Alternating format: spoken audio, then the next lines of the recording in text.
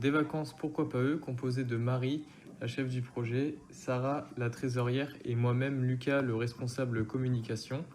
Ce projet s'inscrit dans une continuité car il a été réalisé auparavant et le sera également l'année prochaine en collaboration avec la Pépinière de Pau.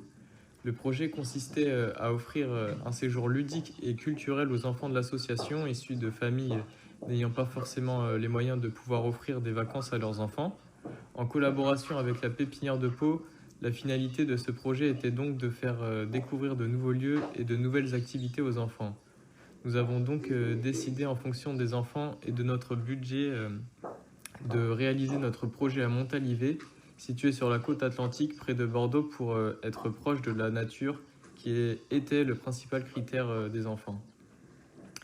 Nous sommes mis d'accord sur un séjour d'une durée de 3 jours.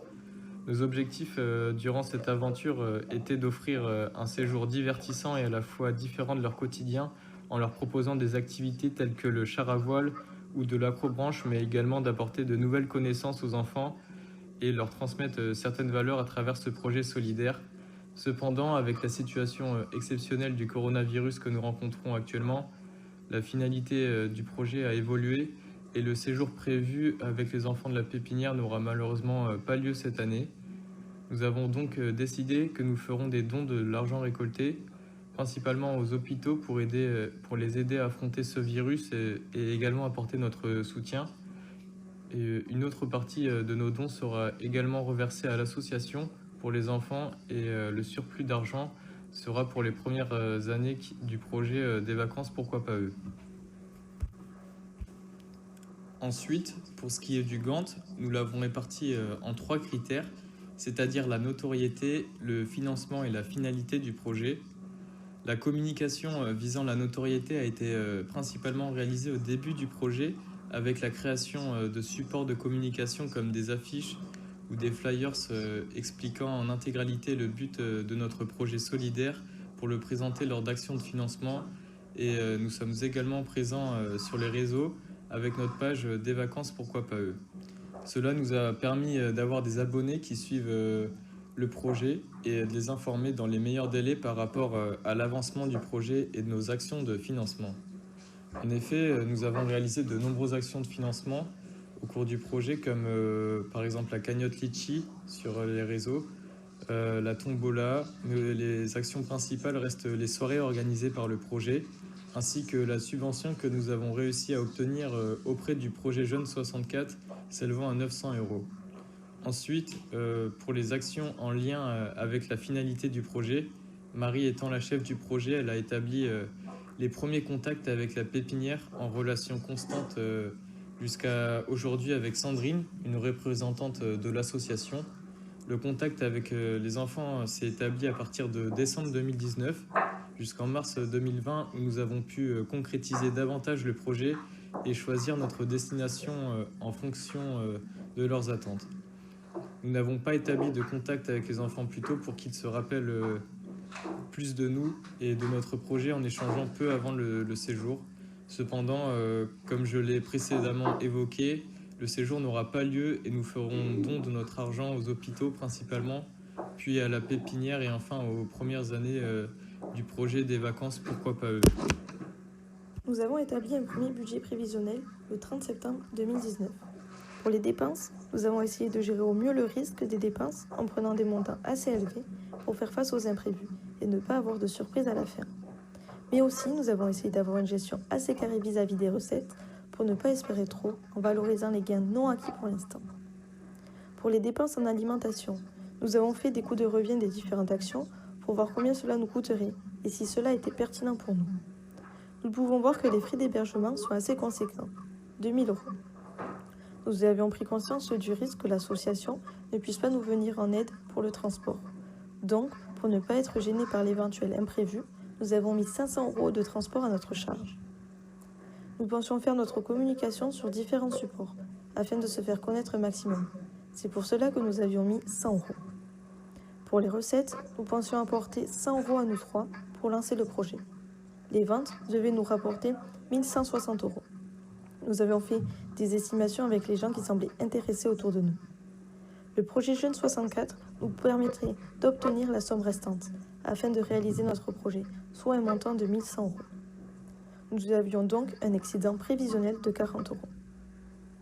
Vu l'avancement de notre projet mais aussi de son évolution, nous avons établi un autre budget prévisionnel le 31 mars 2020, lorsque nous avions atteint la somme fixée préalablement.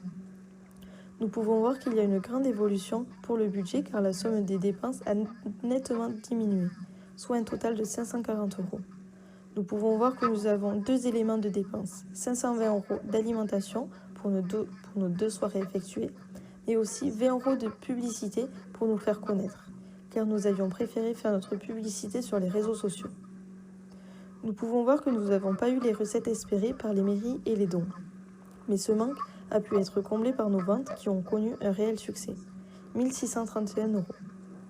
L'aide du projet précédent nous a aussi été bénéfique, car nous n'avions pas pris en compte cet élément lors de l'établissement de notre premier budget. Aujourd'hui, nous avons un excédent de 2 001 euros, ce qui est nettement bien pour le projet. Nous pouvons constater qu'il y a des écarts très importants entre les deux budgets prévisionnels. Nous pouvons remarquer que ces différences sont dues à la crise sanitaire qui touche notre pays. En effet, nous pouvons voir une différence pour certaines dépenses que nous avions prévues préalablement, mais qui, aujourd'hui, n'ont pas abouti.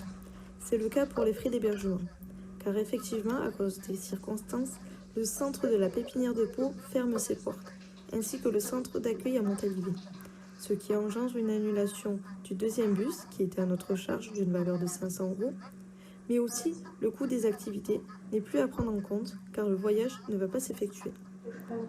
En ce qui concerne les recettes, la crise sanitaire n'a pas eu un impact très conséquent, car toutes nos actions, qui ont eu un grand succès, avec un écart de plus de 471 euros que ce que nous avions prévu, ont été effectuées hors la pandémie. Au vu de la situation, nous avons deux différences par rapport à notre premier budget. L'aide de l'association pour le bus de 500 euros, qui n'est plus d'actualité car nous ne partons plus à Montalivet, mais aussi pour la subvention Projet Jeunes 64. Nous ne sommes plus certains d'avoir la somme voulue à cause de la crise. Nous pouvons constater que cette crise a eu un impact important sur notre budget actuel, car le total de nos dépenses a fortement diminué, soit un écart de moins 3 230 euros, alors que nous avons une diminution des recettes de moins 1 269 euros. Pour finir, notre trésorerie actuelle s'élève à 2 000 euros. Au niveau de la gestion des risques, nous avions en début d'année 2020 4 risques majeurs auxquels nous devions faire face. Le premier était d'avoir une ou des défaillances dans la réservation de notre hébergement et des activités. Le deuxième était en lien avec un éventuel manque de trésorerie en fonction de si l'on allait recevoir à temps la subvention de 900 euros. Le troisième était en rapport avec les conséquences de l'augmentation du nombre d'enfants que nous devions prendre en charge, tout ce qui était en rapport avec les modifications de budget et de réservation. Et le quatrième était en lien avec les imprévus qui pouvaient arriver lors du séjour, par exemple des blessures ou des activités annulées au dernier moment. Mais avec la crise sanitaire que nous vivons et le confinement que nous subissons, l'évaluation de ces risques n'a plus de sens puisque nous n'allons pas pouvoir partir. Et donc nous ne pouvons pas établir de stratégie pour gérer ces risques-là. Le risque le plus dangereux et donc le plus coûteux pour nous actuellement n'est pas le virus lui-même, mais ses conséquences que nous ne pouvions pas prévoir. Le risque actuellement est le coût du confinement car il est incertain et nous ne connaissons pas sa date de fin. Il est alors très significatif, comme vous pouvez le voir sur la matrice, puisqu'il annule totalement notre projet et on le qualifie de catastrophique puisque nous ne pouvons rien faire pour contourner et passer au-dessus, mais nous pouvons essayer de réduire son coût en utilisant une stratégie en aval. Lors de l'annonce du confinement le 16 mars, la réalisation de notre séjour a été mise en danger. Nous ne savions pas combien de temps il allait durer, donc nous avons demandé aux différents prestataires, et notamment à notre hébergeur, de modifier la date d'envoi de l'acompte pour valider notre séjour, tout en gardant les mêmes dates. Nous avons ensuite contacté l'association pour voir ce qu'ils comptaient faire et comment le confinement touche l'établissement. Ils nous ont alors annoncé que l'établissement serait fermé et que le séjour était annulé. Vu que nous avions contacté l'hébergeur avant et qu'il avait accepté l'accord de modification, étant donné la situation exceptionnelle, nous lui avons annoncé que nous ne pourrions pas venir. Nous n'avions donc pas engagé d'argent auprès des hébergeurs, donc ils n'ont pas eu à nous rembourser et nous avons donc pu limiter le coût de ce confinement. Enfin, en ce qui concerne la réalisation du projet et donc notre séjour à Montalivet, comme nous l'avons expliqué précédemment, le confinement ne nous permet pas de nous déplacer et donc de réaliser notre séjour, puisque le centre de la pépinière sera fermé jusqu'à la fin des vacances de Pâques. Avec les stages, les partiels reportés ainsi que nos emplois saisonniers, nous ne pouvons pas décaler le séjour à une autre date et il ne pourra donc pas se réaliser ultérieurement dans l'année. Nous avions décidé de donner la totalité de l'argent que nous avions récolté pour le projet à l'association, afin qu'ils en fassent profiter les enfants en leur organisant des sorties ou autres. Mais après réflexion et l'intervention de Madame Rousseau, nous avons décidé qu'étant donné la situation critique dans laquelle nous sommes et comment les hôpitaux et les soignants se dévoient la cause, nous aimerions prendre une partie de notre budget pour la reverser aux hôpitaux afin de financer l'achat de masques et de matériel pour faire face à l'épidémie. Ce don sera fait avec l'aide d'autres groupes de projets qui ne peuvent pas se réaliser également. Nous nous sommes renseignés et le fait de donner de l'argent en don aux hôpitaux ne leur permet pas d'acheter plus de masques ou de matériel car il n'y en a plus. Donc après avoir concerté d'autres groupes, nous avons décidé de fournir des repas, des viennoiseries et des chocolats au personnel soignant des hôpitaux.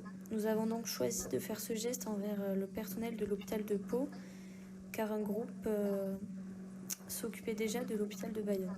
Nous souhaitons également garder un peu d'argent à donner aux premières années qui ont récupéré notre projet, afin de les lancer financièrement et leur donner un coup de pouce, comme nous avons eu nous aussi grâce au groupe précédent qui nous avait laissé 370 € lors de notre première année. Pour finir, nous tenons donc à remercier tout d'abord l'association La Pépinière de Pau, avec qui nous avons collaboré et qui nous a aidés dans notre parcours avec les enfants, ainsi qu'à la réalisation du projet. Nous remercions également Madame Rousseau pour son aide et les motivations qu'elle nous a apportées lors des moments plus difficiles. Et enfin, nous remercions toutes les personnes qui ont pu participer de près ou de loin à nos actions de financement, en nous faisant connaître ou en venant nous voir tout simplement.